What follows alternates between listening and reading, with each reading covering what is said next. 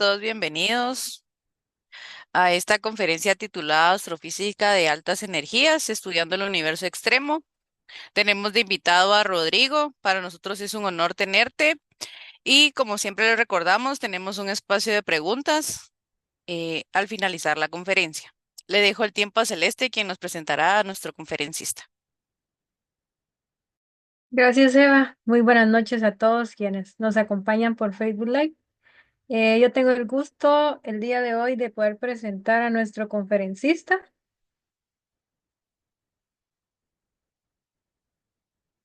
Aquí voy a presentar un poco de su semblanza. Rodrigo Zacahuí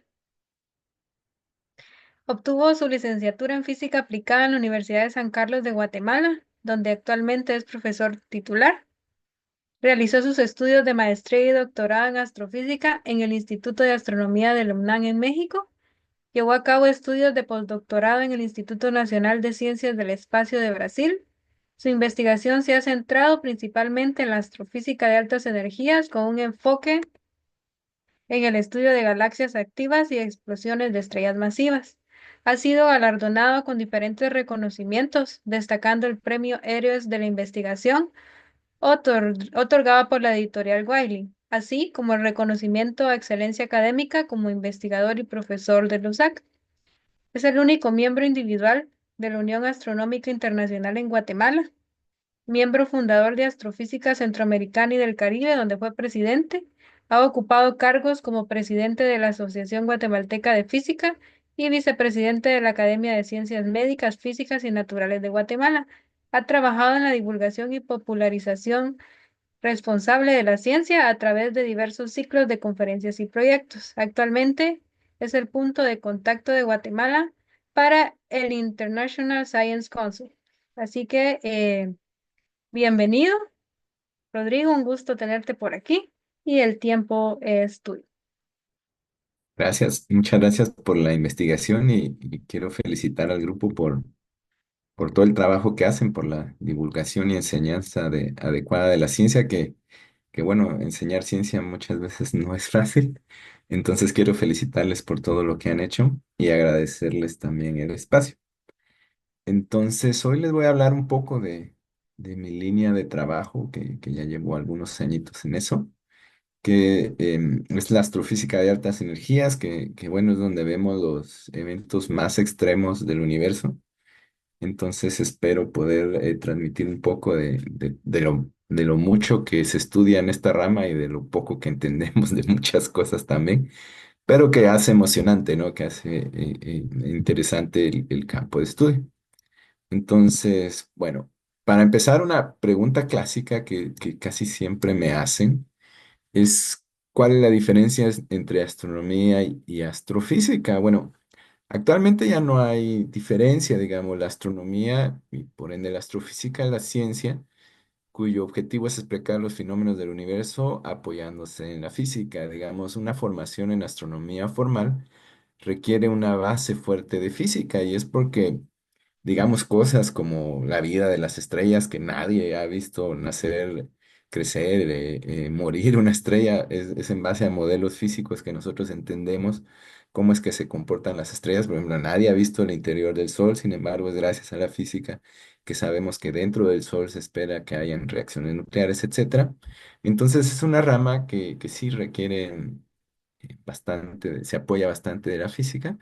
Y entonces es una rama además muy, muy emocionante. Hay dos grandes ramas, digamos, hay más, pero las más grandes es la teórica, ¿no? La astrofísica teórica es la que usa ecuaciones, métodos numéricos y bueno, actualmente pues ya la astrofísica teórica requiere mucho poder computacional, por ejemplo, esta simulación, que es una simulación de la estructura a gran escala del universo y bueno, esto fue hecho por computadora en la cual se introdujeron ecuaciones, resolución de métodos numéricos y bueno, quizá uno de los máximos exponentes de la astrofísica teórica es Einstein, ¿no? Donde está su ecuación de campo, donde relaciona la presencia de materia-energía con la geometría del espacio, que es de lo más brillante que hizo Einstein entre tantas cosas que hizo.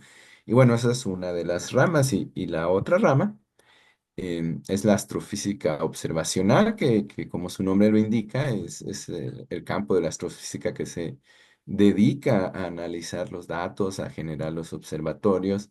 Digamos, uno no va a una tienda y me dice, deme un telescopio satelital, ¿no? Uno tiene que trabajarlo en conjunto con ingeniería, con diseñadores industriales.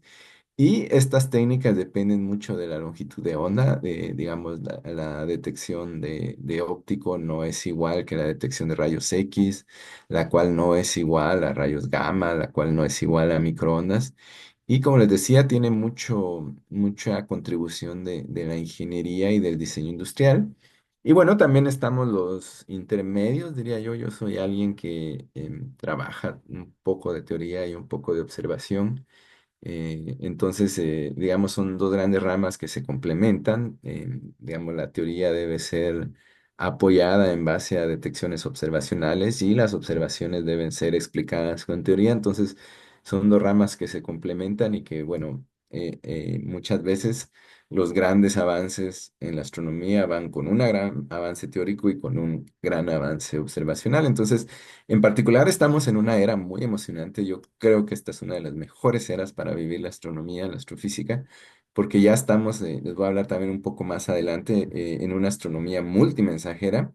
Digamos, en la época en que Einstein trabajó, ni de cerca teníamos la capacidad de detectar ondas gravitacionales y ahora pues, ya tenemos ondas gravitacionales.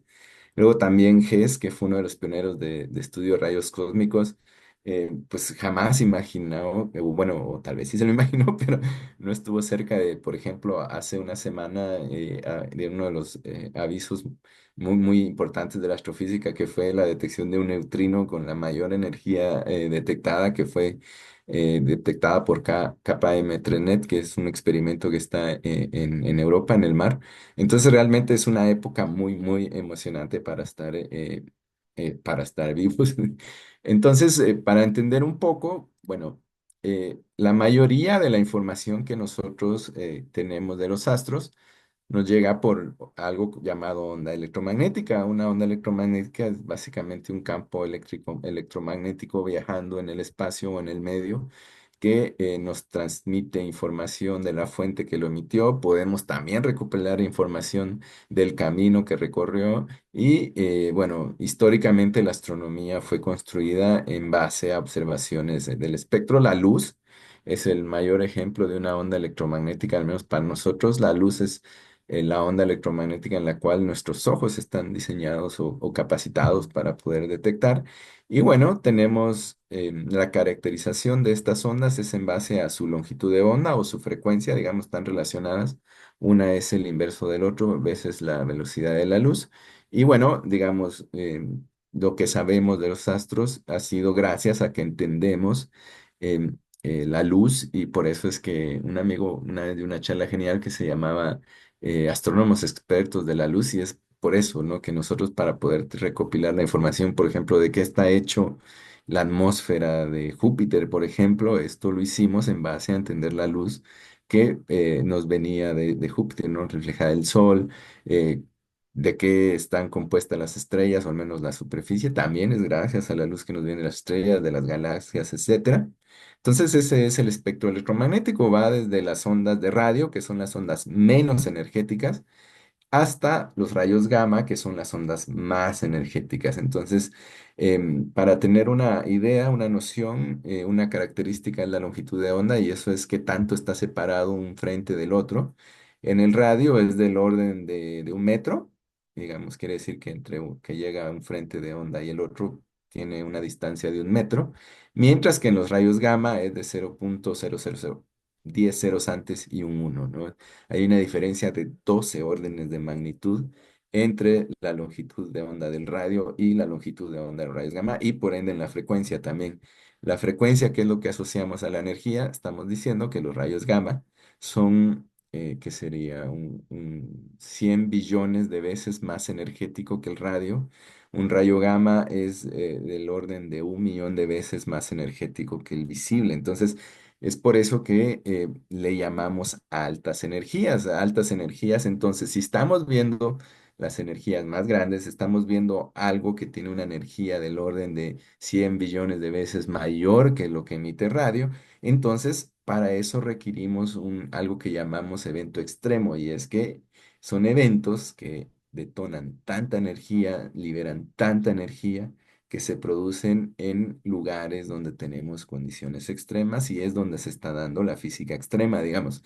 Nosotros para poder poner a prueba muchas cosas digamos, de la física relativista, es muy difícil poder construir estos experimentos acá en Tierra.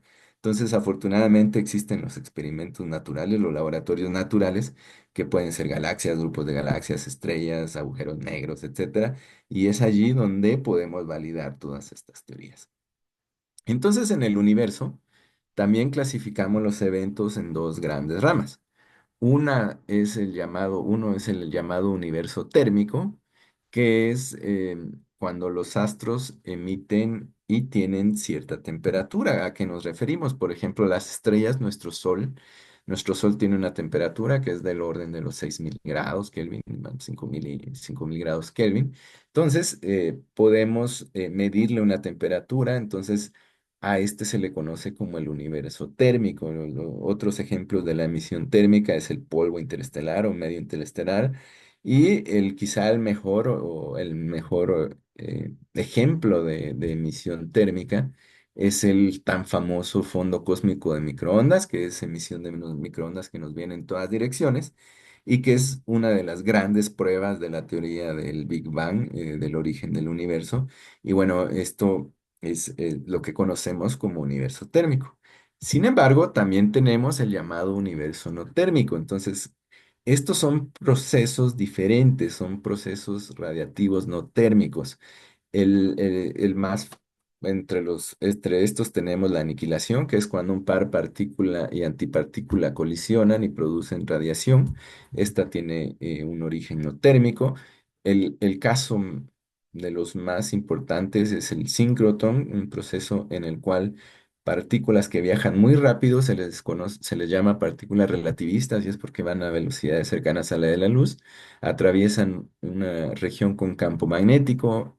El campo magnético interacciona con estas partículas, las acelera y las partículas cargadas, cuando son aceleradas, emiten radiación. Entonces, son procesos en los cuales no podemos medir una temperatura, por así decirlo, sino que el origen es mediante otros procesos y entre los ejemplos, pues aquí les pongo uno de los más famosos, que es una imagen que cambió realmente o bueno, una de las imágenes más icónicas de la astronomía reciente, que fue la primera imagen de la sombra de un agujero negro, esta es una imagen del agujero negro, de la sombra del agujero negro central en una radiogalaxia llamada M87, que es una radiogalaxia cercana. Entonces, lo que vemos ahí en colores realmente, bueno, eso es artístico, pero es material que está cayendo y está emitiendo, y bueno, ese es un proceso no térmico. Entonces, entre los ejemplos tenemos las ARES, que es un tipo de galaxia activa, los pulsares, que voy a hablar un poco más adelante, y los destellos de rayos gamma. Entonces, si se dan cuenta, estos son eventos un poco más extremos, más energéticos. Ok. Entonces, una de las grandes preguntas es, bueno, si bien es cierto, observamos estas grandes energías, uno de los mayores problemas es justo explicar cómo se alcanzan estas energías. Entonces les hablaba que tenemos procesos muy energéticos y les decía que también se producen porque hay partículas que van a velocidades muy altas. Entonces aquí hay una analogía que podemos ver en tierra. Si tenemos movimientos a velocidades muy altas y tenemos procesos muy energéticos, estoy seguro que ustedes han visto algo así. Y bueno, ¿qué es lo que pasa cuando tenemos objetos moviéndose a velocidades muy altas y que tienen mucha energía? Pues se producen choques, ¿no? Si un auto va muy rápido y no ve que frena el de enfrente, va tan rápido que no puede frenar, alcanza el auto de enfrente y produce un choque. Esto lo hemos visto en tierra y bueno, es peligroso, no hay que tener cuidado, pero bueno. El análogo también se produce y se les conoce como choques astrofísicos. ¿Qué es lo que sucede? Que los objetos están expulsando material, digamos, las estrellas jóvenes, las estrellas en sus etapas finales, los agujeros negros, están expulsando material. Bueno, el agujero negro en sí no, sino material cae y parte del material no cae y sale expulsado. Y resulta que este material no sale a la misma velocidad, sino sale por capas y las capas viajan a diferentes velocidades. Entonces, cuando una capa que viaja, de material que viaja a velocidad más alta, alcanza a una que va a una velocidad más lenta.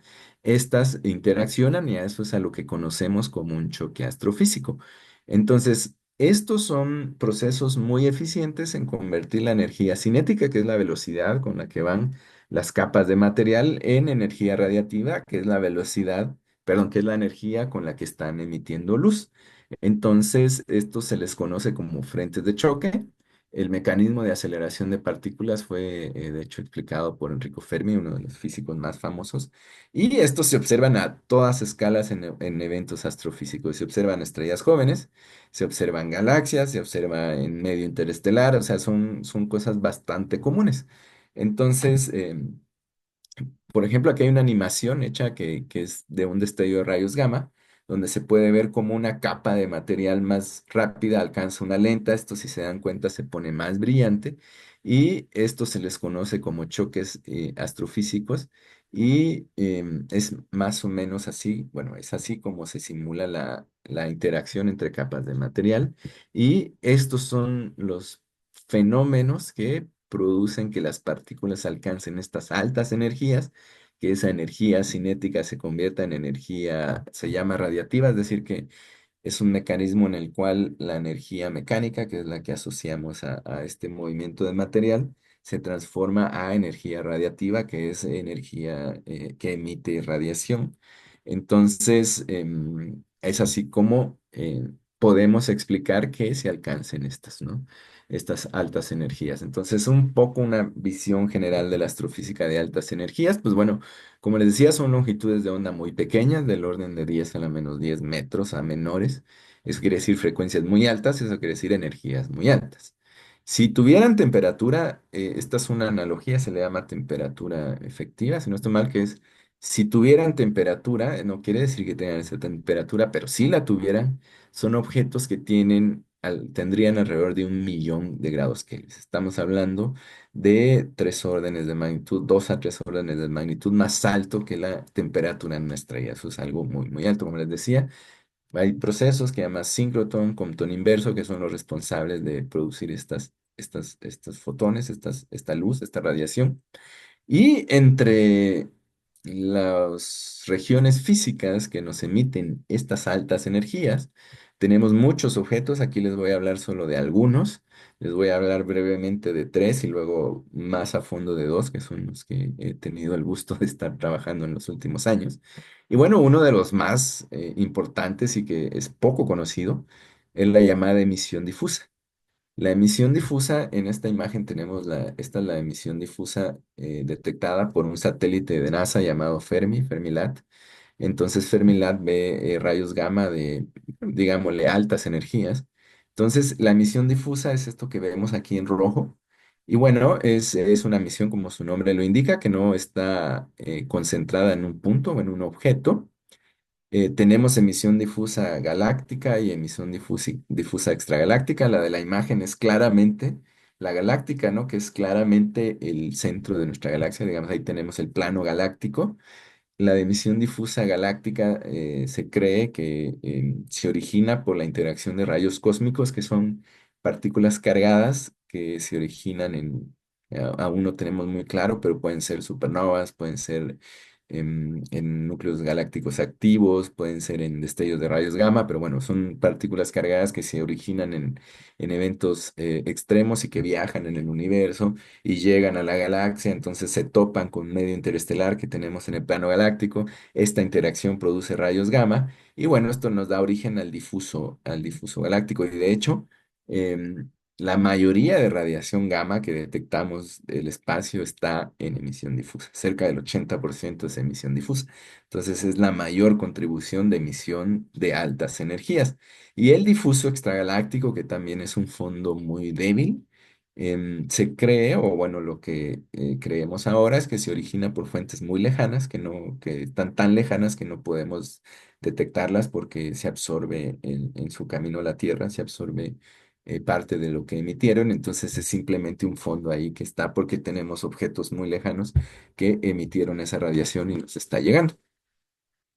Bueno, luego tenemos otros objetos que se han vuelto particularmente famosos en en etapas recientes, que son los discos de acreción, que bueno, que es material que está cayendo hacia un objeto compacto. Entonces, estos fueron predichos y posteriormente confirmados, y era que básicamente tenemos una región muy pequeña donde hay mucha masa. Entonces, de hecho, fueron la primera propuesta de agujeros negros supermasivos, y bueno, y bueno, en su momento era un tema polémico. La comunidad científica fue muy difícil de aceptar el concepto de agujero negro, pese a que matemáticamente estaban predichos por la relatividad. Pero bueno, resulta que los objetos como los agujeros negros, estrellas de neutrones, bueno, objetos de mucha masa, pues tienden a comer mucho, ¿no? Entonces, el material, a diferencia de lo que creemos que caería así en todas direcciones, no, el material por conservación de momentum cae como en espiral y forma un disco, por eso se le llama disco de acreción. Y bueno, este es material, este se convirtió en una de las primeras evidencias de objetos compactos, le llamaron en ese entonces, ahora sabemos que son agujeros negros, que están comiendo material. Entonces había algo allí que no mirábamos, el material se lo estaba comiendo algo.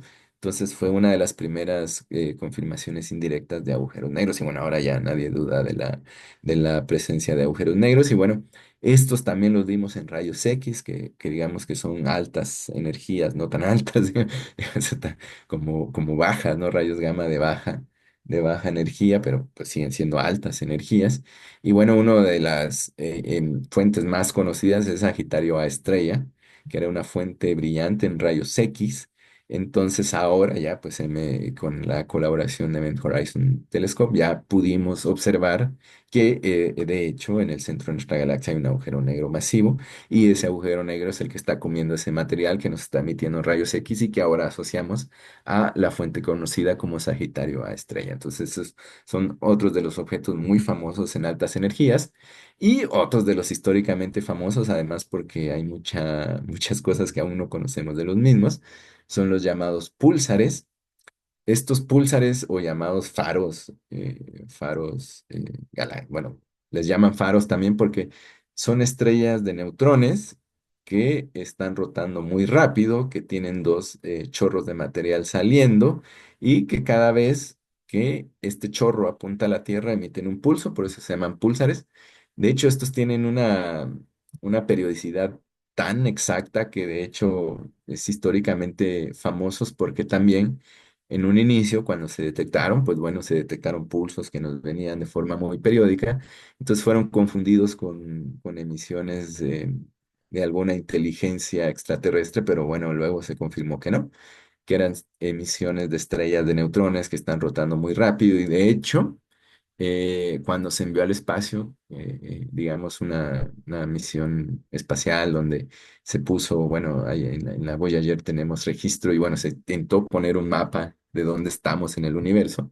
Estos púlsares son tan precisos en cuanto a qué tan frecuente emiten un pulso, o bueno, detectamos un pulso, que este mapa de nuestra posición en la galaxia fue en base a estos pulsos. Así como que si alguien descubriera la nave, bueno, ve y busca dónde tenemos este arreglo de púlsares, y entonces podría dar con dónde es nuestra ubicación en la galaxia. Entonces estos objetos también nos emiten en altas energías. Como les digo, estos objetos requieren de algo que es muy importante, que es un campo magnético, y los campos magnéticos es de lo que más problemas tenemos entendiendo y modelando en la astronomía moderna.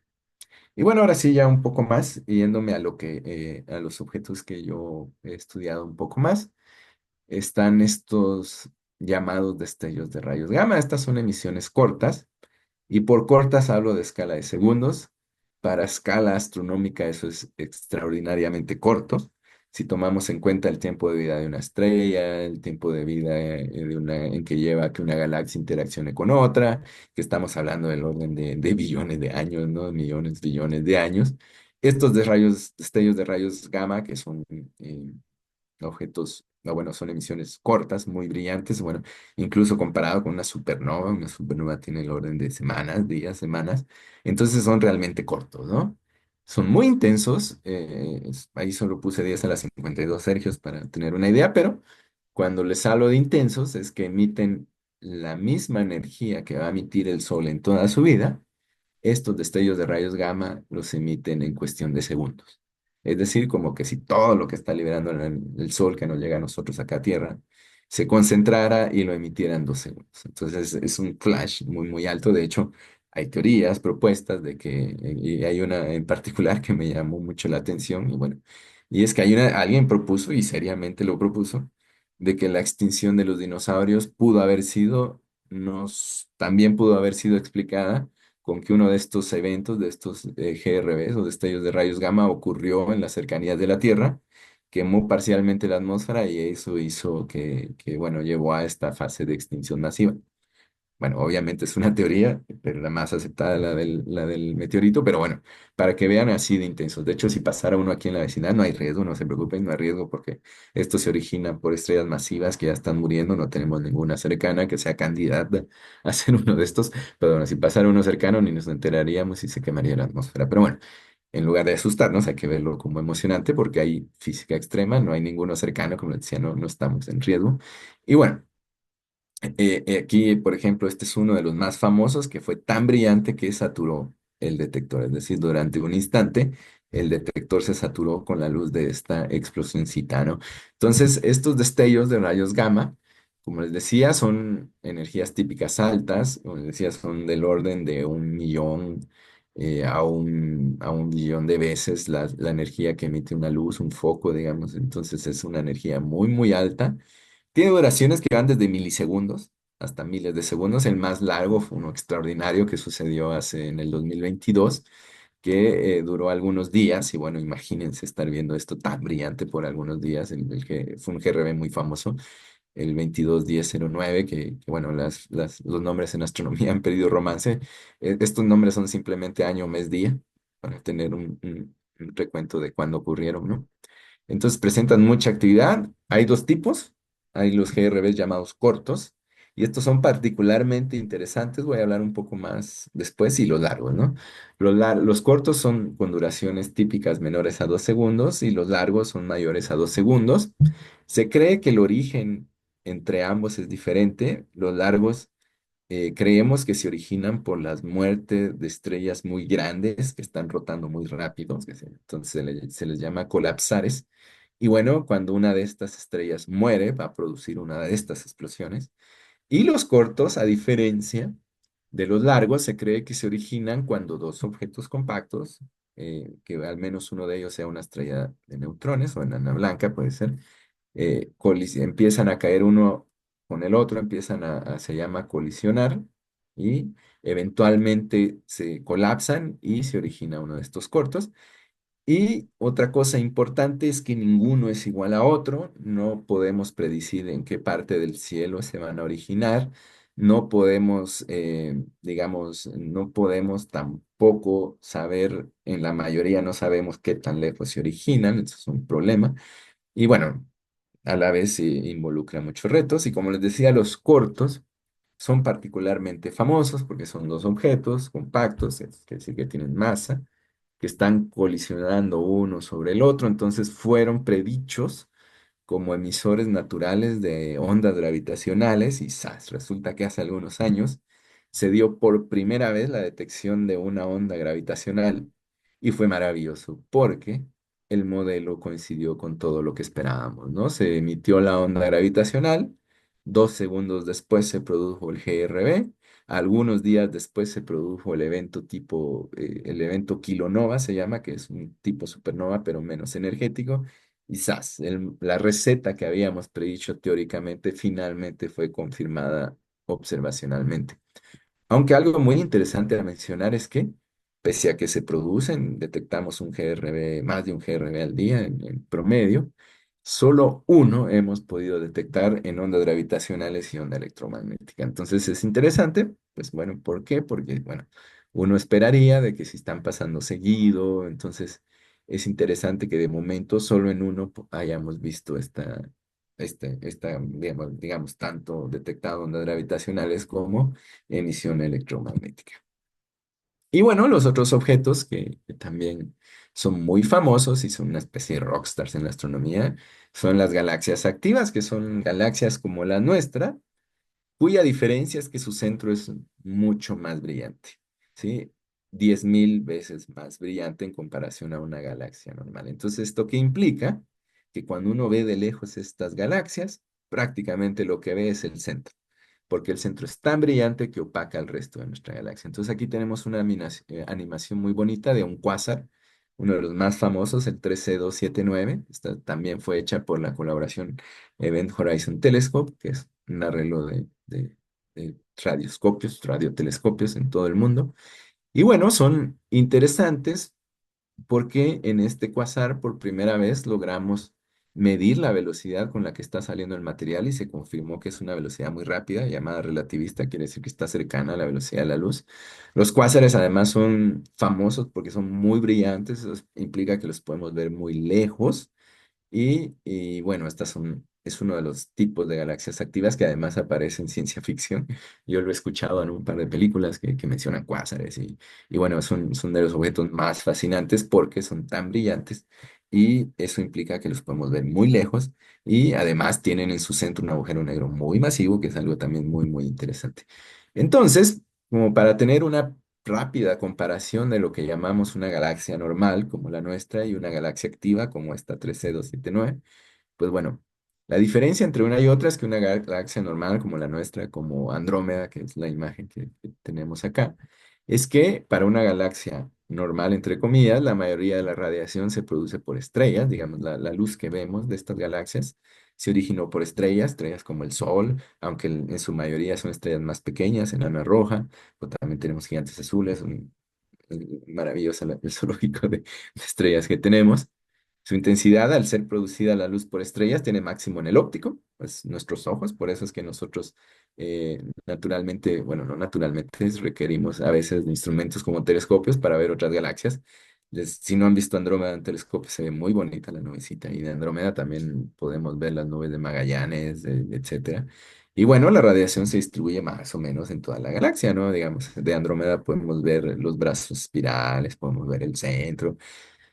Ahora, una galaxia activa, la mayoría de radiación se produce por gas y polvo, es ese chorrito que se ve ahí en la animación, ¿no? La mayoría de la luz nos viene de ese chorrito y del centro, donde lo que tenemos es gas y polvo, ahí no tenemos estrellas.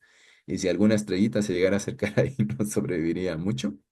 Su intensidad tiene el máximo en el radio, no en el óptico, y el núcleo es altamente luminoso. Esa es una rápida comparación y bueno, de hecho hay teorías de que proponen de que nuestra galaxia fue activa hace mucho tiempo, pero como les decía, estas se alimentan del material que está comiendo la región central, el agujero negro central, entonces una teoría o propuesta es que nuestra galaxia fue galaxia activa hace mucho, se quedó sin suficiente material en el centro, dejó de comer lo suficiente y entonces se dice que se apagó, ¿no? Entonces es interesante porque una de las principales pruebas, y no lo puse aquí en la charla por cuestión de tiempo, son dos estructuras que se detectaron en el centro llamadas burbujas de Fermi, porque las detectó el satélite Fermi, y se cree que ese es una, como que lo que quedó de esa emisión. Entonces, como les decía, son objetos muy luminosos, están en una región muy central, muy pequeña en el centro. Entonces, si quisiéramos hacer una receta, digamos, yo quiero cocinar mi AGN que necesito, ¿no? Entonces, una región muy pequeña, con mucha masa, lo natural que esperamos es un agujero negro supermasivo, ¿no? Como el que se detectó en M87, que de hecho es una galaxia activa. Entonces necesitamos eso, como les decía, si hay un agujero negro, tiene que estar comiendo para que sea activa, entonces necesita un disco de acreción que tiene un tamaño típico de días luz. Para que tengamos una idea, una galaxia tiene un típico tamaño de miles de años luz, bastantes años luces. Entonces el disco de acreción es algo muy pequeño, ¿no? Entonces es días luz, es algo muy, muy pequeño. Tiene un material que se le llama toro, que es como una dona de material que está alrededor del disco y tiene chorros que salen por los polos, ¿no? Entonces, digamos, esos son los ingredientes que requerimos para formar una gena. Entonces, más o menos cómo es que esperaríamos si pudiéramos ver una GN cercano, ¿no? Es más o menos algo como esta animación que tiene un agujero negro en el centro, un disco de material y un toro y material que está saliendo por los polos. Esta animación es bastante adecuada. Y bueno, como les decía, estos son como que los ingredientes básicos que necesitamos para formar una GN. Ahora, a genes tenemos muchos tipos, tenemos Cypher, tenemos cuásares, tenemos radiogalaxias, tenemos blázares. Entonces, una pregunta interesante fue, bueno, en un principio se detectaron observacionalmente. Posteriormente se fue construyendo el modelo y bueno, si vemos varios con diferentes propiedades observacionales, una de las grandes preguntas es, bueno, ¿cómo podemos explicar que tenemos varios, ¿no? Y entonces vino un modelo que me gusta ponerlo porque es interesante cómo este es un como camino de cómo primero observamos, luego construimos el modelo y luego confirmamos, ¿no? Entonces, el modelo nos propone que vemos diferentes a los objetos en función del ángulo respecto al cual lo estamos viendo. Es como que si ustedes van en una plaza y ven mucha gente, no van a ver toda la gente observándolos, hay gente yendo hacia la derecha, hacia el norte, hacia el sur, hacia el este, entonces las van a ver en diferentes orientaciones. Van a ver gente de espalda, gente de lado, gente de frente. Entonces, si alguien está acostado, lo van a ver también para abajo, ¿no? Y si alguien está en un árbol, lo ven para arriba. Entonces, hay diferentes orientaciones respecto a cómo miramos a la gente. Entonces, lo mismo pasa en el universo. Las galaxias no todas nos están apuntando, no todas están de lado, no todas están de frente. Entonces, con los ajenes pasó eso y esto fue el llamado modelo unificado por orientación, que es el más aceptado. Tiene siempre sus bemoles, ¿no? Pero bueno, hasta el momento es el más aceptado. Entonces, si lo vemos justo de frente al chorro, pues vamos a ver un AGN tipo Blazar y porque lo que estamos viendo es el chorro. Si lo vemos de lado, vemos el toro de material y ahí vamos a ver una radiogalaxia. Si lo vemos intermedio, vamos a ver una galaxia tipo Cypher. Entonces, ese es el modelo llamado por unificación y me gusta poner la analogía con esta jirafa pintando, ¿no? Que, como les decía, depende de cómo la vemos y bueno, ¿qué está pintando la jirafa? Pues como está viendo de arriba a la dama ahí con el sombrero, pues bueno, obviamente la jirafa está pintando el sombrero, ¿no?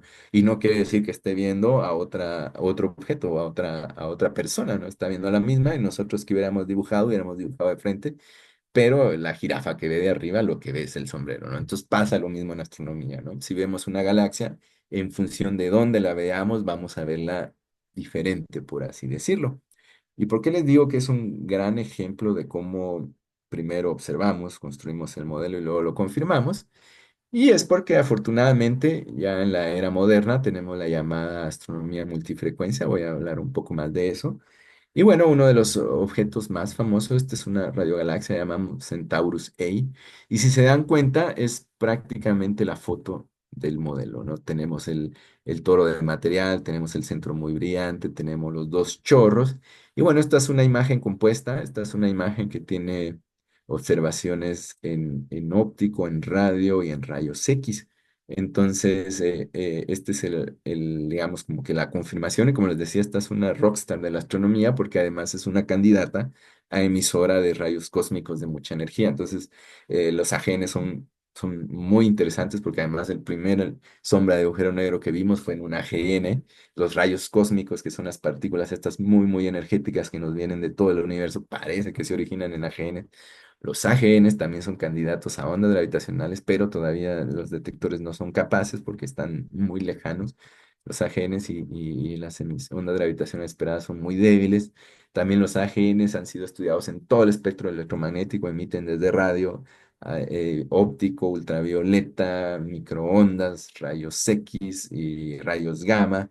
De hecho, rayos gamma de muy alta energía, también más adelante les voy a contar, pero también emiten neutrinos, también emiten entonces son de los objetos más interesantes, igualmente, entre tantos, ¿no? Entonces, como les decía, estamos en la era de la astronomía multifrecuencia. Esta sigue siendo la misma radiogalaxia que les presenté antes. Como les decía, esta era una superposición de imágenes, que quiere decir que si nosotros vemos en rayos X, vemos la imagen del cuadrito a la derecha arriba. Esos son la detección en rayos X. Entonces, si se dan cuenta, en rayos X vemos un poco los chorros, vemos opacado el centro, ¿no? No vemos mucho del centro y eso es en rayos X. En el panel de en medio tenemos la observación en radio y si se dan cuenta ahí no vemos el toro, ahí vemos únicamente los chorros, prácticamente. Y la imagen de hasta abajo es en óptico, ahí no vemos los chorros, ahí solo vemos el centro y el toro. Entonces, si se dan cuenta, también depende en la longitud de onda o frecuencia que miramos, vemos diferente al objeto. Es como nosotros con la radiografía, ¿no? en las radiografías podemos ver el material óseo, ¿no? Algo que no vemos con los ojos, ¿no? O las tomografías que podemos ver capas de material que está, entonces es lo mismo, ¿no? A diferentes longitudes de onda podemos ver diferente estructura o diferentes cosas del objeto. Y cuando lo juntamos es que construimos esta imagen, que es la del, como les decía, la galaxia, radiogalaxia Centaurus 6, y es básicamente una superposición de las diferentes longitudes de onda. Como les decía, no vemos lo mismo en radio, hidrógeno, es microondas, infrarrojo, en óptico y en rayos X. Entonces, es un poco de la que conocemos ahora como astronomía multifrecuencia. La astronomía moderna es prácticamente multifrecuencia y de hecho la astronomía más moderna, por así decirlo, ya es multimensajera. Como les decía al inicio, históricamente lo que hemos aprendido de astronomía es en base a ondas electromagnéticas, pero ahora estamos en una etapa súper emocionante que es la de la multimensajera, ¿no? Que es cuando ya estamos detectando no solo radiación, sino también otras cosas, ¿no? Entonces, como les mencioné, ya los rayos cósmicos son parte de lo que detectamos, pero en particular quería mencionar los neutrinos porque les decía muy bonitos e interesantes de la astronomía reciente de neutrinos. Y bueno, los neutrinos son partículas subatómicas, es decir, partículas muy pequeñitas de baja interacción. Entonces, ¿qué quiere decir eso? Una analogía es, por ejemplo, una persona introvertida, ¿no? Una persona extrovertida va a un lugar y va a pasar saludando a 1000 personas antes de llegar a su destino. Una persona introvertida no va a saludar a nadie y va a caminar hasta llegar a su destino. Eso se llama baja interacción, ¿no? Yo soy bastante introvertido, la verdad, así que me identifico con los neutrinos. Entonces, es una rama reciente de la astronomía, pero ¿por qué es más o menos reciente? Porque también se imaginarán, como es de baja interacción, son muy difíciles de detectar. Digamos, todo lo que detectamos en astronomía es porque interacciona con algo, digamos, la luz que nosotros vemos de las estrellas es porque interacciona con nuestros ojos y nosotros podemos interpretar esa señal y bueno, sabemos que ahí hay una estrella. Los rayos X que vienen, pues bueno, en la atmósfera son detenidos, entonces hay que ir al espacio, interaccionan con un satélite y entonces ahí podemos reconstruir la energía del rayo X y de dónde no vino. Lo mismo con los rayos gamma, lo mismo con el infrarrojo, que ese sí llega a la Tierra, el ultravioleta, etcétera, ¿no? Entonces, ¿qué pasa con los neutrinos? Como son de tan poca interacción, son muy difíciles. Entonces, estos se han detectado en galaxias activas, de hecho, eso es algo de lo más reciente, por eso les decía que las galaxias activas son rockstar de la astronomía, y se producen por la interacción de rayos cósmicos. Entonces, ¿cómo las detectamos? Entonces, aquí este es una obra de arte de la ingeniería, que es el IceCube Observatory, que es un observatorio de neutrinos que está ubicado en el Polo Sur y detecta neutrinos que vienen del Polo Norte, pero como son de tan baja interacción, estos neutrinos atraviesan toda la Tierra hasta que alguno de estos interacciona con uno de los detectores que tiene el IceCube y emite una señal y es así como sabemos que nos vino un neutrino. Entonces, ¿cómo es que detectamos esto? Pues es interesantísimo porque esta es la base, ¿no? Esta es como el centro donde está el cómputo y todo. Sin embargo, los verdaderos detectores están abajo del hielo y es porque necesitamos un material que interaccione con los neutrinos y eventualmente produzca luz Cherenkov, se conoce, y eso es lo que recolectamos y es así como sabemos que pasó un neutrino. Entonces no se ve muy bien, pero miren, aquí este imagencita chiquitita es esta foto que tenemos acá. Entonces, si se dan cuenta, hay detectores hasta más de 2 kilómetros abajo de la superficie en el hielo.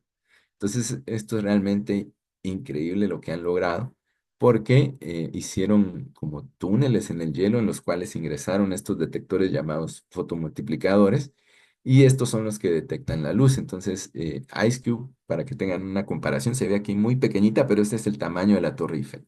Entonces caben muchas torres Eiffel en lo que está usando IceCube como material blanco. Y bueno, el material blanco puede ser hielo, puede ser agua, puede ser aire también, bueno, para neutrinos, ¿no? Para rayos gamma, sí. Bueno, que se producen partículas con la atmósfera, etcétera, pero bueno, eso daría para otra charla. Pero bueno, entonces es así como detectamos estos neutrinos de muy alta energía y les mencionaba que emocionante porque la semana pasada la colaboración KM3Net, que es una colaboración internacional, que tiene un arreglo, así como estos detectores que están bajo el hielo, que tiene IceCube M3Net tiene los detectores en el mar, no me acuerdo, ahí se me fue ahorita el nombre del mar, pero es uno que está por Francia e Italia. Entonces, resulta que la semana pasada sacaron un artículo, una publicación en la cual reportaban un descubrimiento, bueno, una detección del 2023. Entonces aquí también lo menciono para que vean la rigurosidad que lleva esto, ¿no? Si bien es cierto, fue detectado en el 2023, tiene que pasar muchas pruebas antes de que se considere un evento. Entonces esta colaboración no fue hasta la semana pasada que lo publicaron, fue un trabajo muy, muy sonado. ¿Y por qué? Porque detectaron el neutrino de muy alta, de mayor energía, es de 200 billones de algo llamado electronvolts. Para que tengan una idea, la luz emite alrededor de 10 electronvolts, la luz visible, y bueno, esto está emitiendo 220 billones de electronvolts. Es algo descomunal, ¿no? Y explicar esto es igualmente difícil. De hecho, se cree que es la prueba de que una partícula de mucha más energía, aún imagínense una partícula más energética que este neutrino, un rayo cósmico que se produjo en algún, probablemente AGN, interaccionó con un fotón del fondo cósmico de microondas y uno de los productos de esa interacción fue este neutrino que eventualmente nos llegó a la Tierra. Entonces es realmente increíble este descubrimiento. Yo tengo un gran amigo que es parte de esa colaboración y él justo lo escribimos para felicitarlo y estaba súper emocionado porque sí, esto es algo que fue fascinante y como les decía, pese a que esa es una de las posibles explicaciones, el origen aún es desconocido. Pero es genial porque ya tenemos al menos un evento. Y finalmente, pues bueno, esto ya solo los menciono, que como les decía, ya estamos en la era de ondas gravitacionales, entonces ya detectamos un GRB con ondas gravitacionales. También los GRB, se me olvidó mencionarlos, pero han sido propuestos para validar teorías de materia oscura. Eso es también algo muy, muy interesante, que la materia oscura es una materia que no vemos, pero que está ahí porque podemos detectar sus influencias gravitacionales. Pero bueno, eso también daría para otra charla. Y bueno, estamos en esa era. Y bueno, ya para ir terminando, pues bueno, obviamente la astronomía se va construyendo y muchas veces, como les decía, depende de los avances tanto teóricos como observacionales, porque en años recientes hemos tenido una evolución increíble de la manera de detectar. Pasamos de estos telescopios como existían hace unos 400 años, o 300, menos, ¿no? 300 años a tener facilidades como las de ahora, ¿no? Donde ahora ya tenemos radiotelescopios, este es en Nuevo México, en óptico tenemos telescopios en la punta de montañas o incluso el James Webb que está en el espacio, tenemos satélites espaciales para detectar rayos X, tenemos detectores de rayos gamma de muy alta energía en tierra que utilizan justo el fenómeno de luz Cherenkov en agua. Y bueno, este es uno que está en Sierra Negra, Puebla, que es HOP, que es uno de los más impresionantes. Ahora ya hay uno en China también. Y tenemos también ya el IceCube, el detección de neutrinos y de ondas gravitacionales. Y bueno, espero no haberme pasado de tiempo. La planifiqué para 45 minutos, creo que lo cumplí. Y bueno, muchas gracias. Y ahí tienen mi contacto por cualquier cosa. Y bueno, quedo abierto para cualquier pregunta que pudieran tener. Muchísimas gracias, Rodrigo. Sin duda alguna, pues ha sido una conferencia llena de aprendizajes. Le voy a dar el tiempo a nuestro compañero Humberto, quien dará lecturas a unas preguntas que hay en el Facebook. Gracias, Eva. Buenas noches, Rodrigo. Buenas Gusto noches. saludarle. Buenas noches a nuestra estimada audiencia. Tenemos algunas preguntas acá en el chat de nuestro Facebook Live, así como también algunos comentarios de diferentes personas que nos sintonizan de diferentes puntos de la República de Guatemala. Pero tenemos por acá, en el caso de Jónicos Mileto, nos hace la siguiente consulta. Dice, ¿cuáles son las principales características de una galaxia activa y qué mecanismos físicos están involucrados en la emisión de energía a partir de su núcleo? Por favor, Sí, Humberto. claro, claro. Bueno, digamos, una galaxia activa, la principal característica es que su centro es muy brillante y muy brillante del orden, digamos, en una galaxia normal también el centro es muy brillante, pero en las galaxias activas esto es mucho más marcado, digamos. Es como que si viéramos Guatemala desde muy alto y lo único que veríamos sería un gran foco en la plaza central, ¿no? Y no veríamos nada más. Entonces, esa es como que la característica principal, su relación luminosidad centro-resto de galaxia. Ahora, ¿qué procesos físicos hay en estas galaxias activas? Pues hay de los extremos, en particular tenemos dos tipos de modelos que nos sirven para describir la emisión, porque deben ser modelos que nos describan desde las ondas de radio hasta los rayos cósmicos, ¿no? Hasta las ondas en gamma. Entonces están los modelos leptónicos, que se llaman así, en la cual lo que se propone es que la radiación es producida por electrones. Los electrones en campos magnéticos son acelerados y producen emisión síncrotron y esto emitiría hasta energía de rayos X. Para las energías de rayos gamma lo que como creemos que se produce es por un mecanismo que se llama Compton inverso. ¿En qué consiste este mecanismo? Es que un fotón de baja energía se encuentra con una partícula de mucha energía, le roba esta energía y se sale como un fotón más energético. Este se conoce como proceso Compton inverso. Esos son los modelos leptónicos. Estos han sido bastante exitosos y sobre todo requieren de menos energía que del progenitor, porque acelerar un electrón es menos difícil que acelerar un protón, porque el protón es 1000 veces más pesado. Ahora, los otros modelos, que son los hadrónicos, que son los únicos que también nos explican la presencia de neutrinos y rayos cósmicos, estos también hay dos tipos.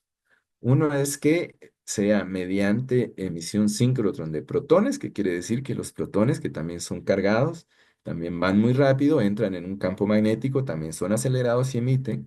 Y la otra es mediante cascadas, que sucede que estos protones u otros núcleos más pesados dentro del chorro pueden colisionar. Estas colisiones pueden emitir o producen otras partículas productos. Estas partículas vuelven a interaccionar y eventualmente emiten rayos gamma. Esos son los dos tipos de procesos físicos y también están las mezclas, ¿no? Los leptohadrónicos que nos explican con leptones, con electrones, parte de la misión y con hadrones o protones y núcleos más pesados, parte de la otra emisión, digamos. Esos son los dos modelos o procesos físicos, bueno, modelos físicos que más se utilizan para la descripción de la emisión en AGN. Espero haber podido responder la pregunta. Gracias, Rodrigo. Nuestra siguiente pregunta la hace Vivian de Ruiz.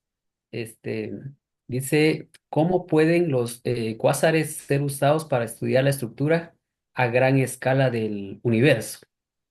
Sí, digamos, a gran escala es un poco difícil. Los cuásares nos sirven más que todo para ver, digamos, las etapas iniciales del universo, porque siendo muy brillantes los podemos detectar muy lejos. Si no estoy mal, el cuásar más lejano es en Z, que es un indicativo, el redshift, que es de corrimiento al rojo, si no estoy mal, era del orden de 6, si no estoy mal.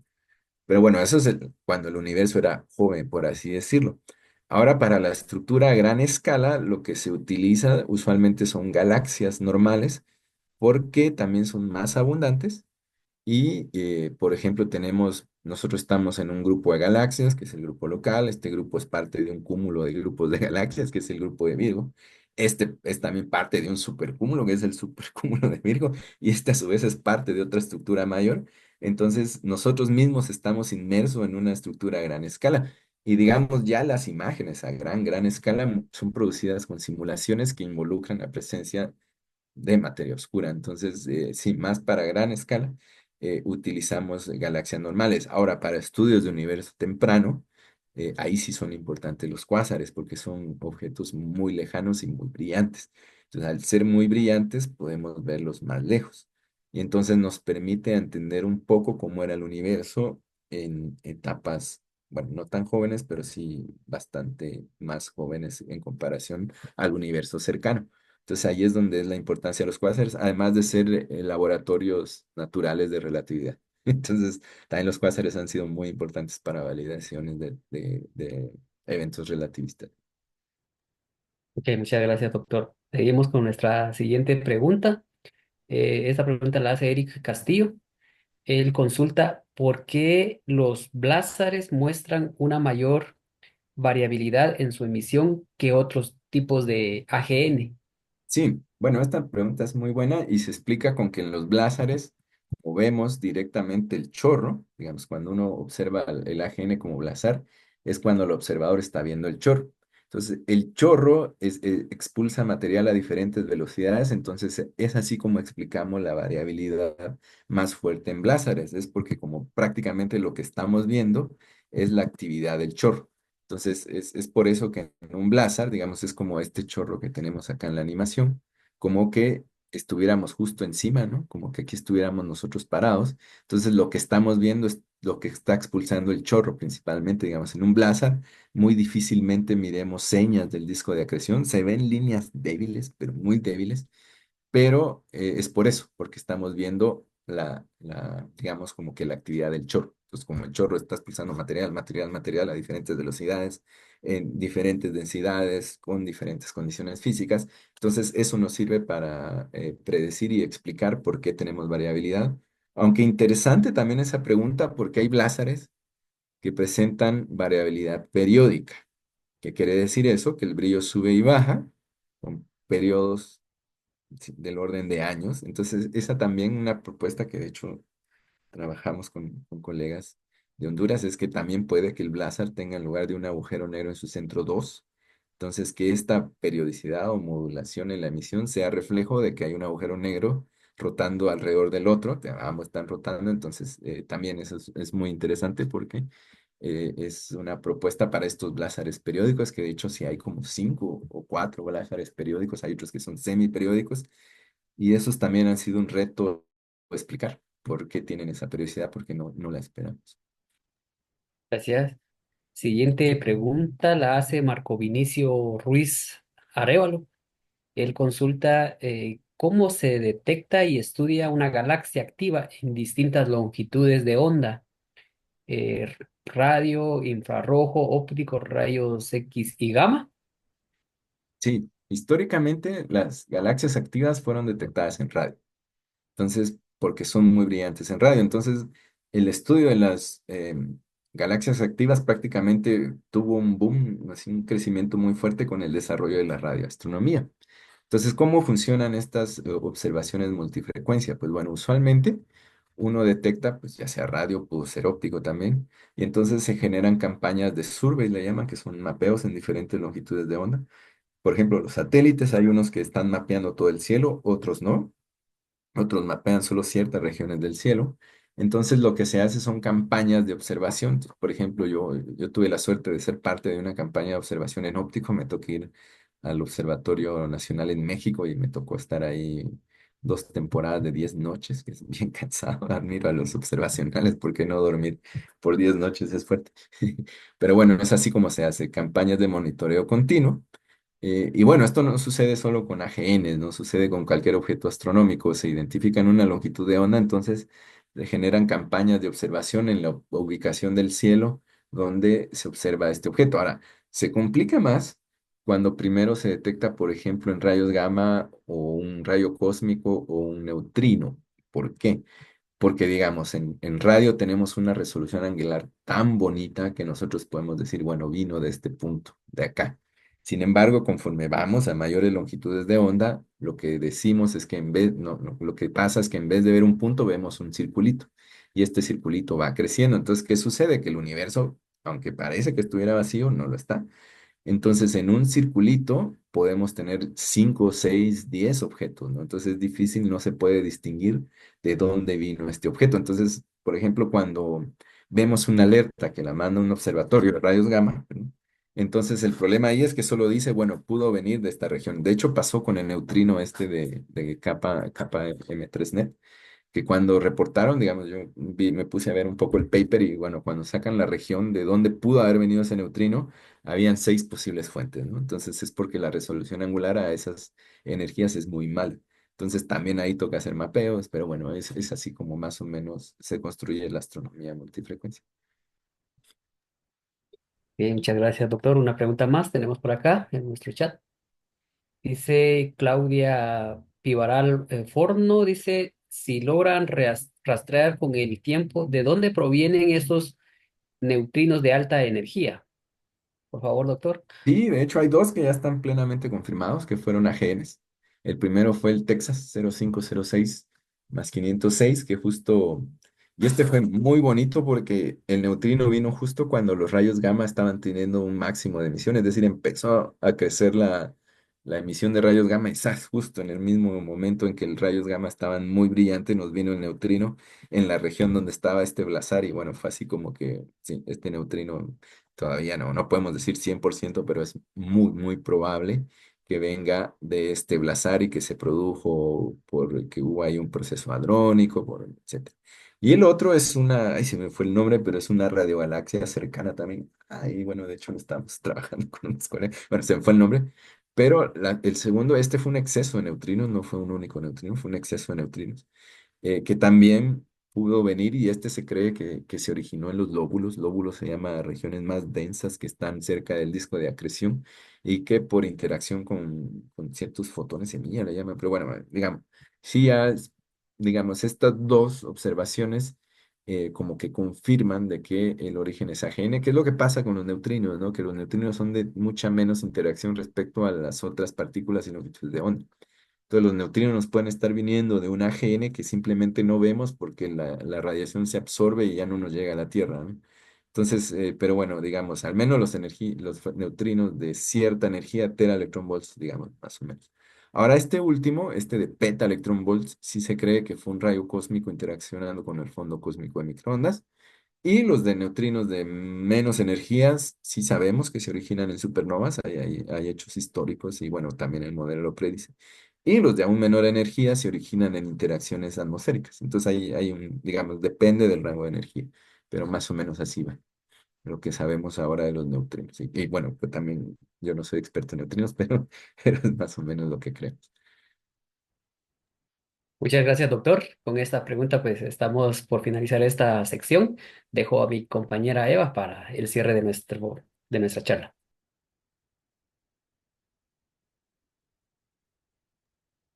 Muchísimas gracias, Humberto. Le daré la palabra a nuestra compañera Vero para que haga lectura del diploma. Gracias, Eva. Vamos a tener el agrado de otorgar este pequeño diploma al doctor por la conferencia de esta noche. Me indican, por favor, si logran ver el diploma. ¿Sí? Gracias. El diploma dice de esta manera, los pitagóricos otorga el presente diploma al doctor Rodrigo Sacawi por impartir la conferencia denominada Astrofísica de Altas Energías, estudiando el universo extremo, realizada el 24 de febrero, tiempo de desarrollo 1 hora con 30 minutos. Guatemala, 24 de febrero, firman miembros de los pitagóricos. A nombre de los integrantes de los pitagóricos les damos la gracia y vamos a hacerle llegar este diploma, doctor. Muchas gracias por todo lo que nos enseñó esta noche. Gracias, un gusto y gracias a ustedes también por la invitación. Gracias, Rodrigo. Vamos a darle la palabra a nuestro compañero Juanca para que dé las palabras de cierre. Gracias por estar presentes y los esperamos en las siguientes pláticas y proyectos.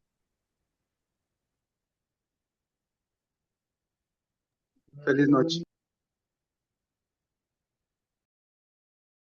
Muy bien, un momentito.